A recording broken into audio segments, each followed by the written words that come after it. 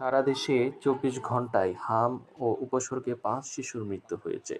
আক্রান্ত হয় ১,২৭৮ জন। নতুন করে হামে আক্রান্ত হয়ে ১২৭ জন এবং হাম সন্দেহে হাসপাতালে ভর্তি হয়েছে ১,১১৫ জন। শুক্রবার ১৭ এপ্রিল স্বাস্থ্য অধিদপ্তরের কন্ট্রোল রুম থেকে পাঠানো প্রেস বিজ্ঞপ্তিতে এসব তথ্য জানানো হয়েছে। তথ্য বিশ্লেষণে দেখা যায়, গত ১৫ মার্চ থেকে অদ্যাবধি পর্যন্ত সারা দেশে নিশ্চিত হামে মৃত্যু হয়েছে ৩৭ জন এবং সন্দেহজনক আরও ১৭৪ জন শিশুর মৃত্যু হয়েছে।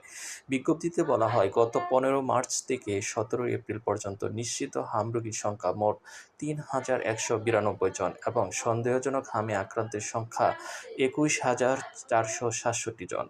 একই সময়ে হাসপাতাল থেকে সুস্থ হয়ে বাড়ি ফিরছে ১১,২৪৩ জন। এ সময়ে সবচেয়ে বেশি হাম সন্দেহে আক্রান্ত হয়েছে ঢাকা বিভাগে, যেখানে মোট আক্রান্ত হয়েছে ৯,২৭৪ জন।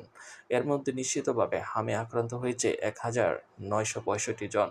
স্বাস্থ্য অধিদপ্তর পরিস্থিতির উপর সার্বক্ষণিক নজরদারি রাখছে এবং সমন্বিত নিয়ন্ত্রণিত কেন্দ্রের মাধ্যমে নিয়মিত তথ্য সংগ্রহ বিশ্লেষণ করছে। রোগীদের প্রয়োজনীয় চিকিৎসা সেবা নিশ্চিত করার পাশাপাশি জনগণকে সচেতন থাকার পরামর্শ দেওয়া হয়েছে। সর্বশেষ আপডেট পেতে আমাদের এই চ্যানেলটির সাথেই থাকুন।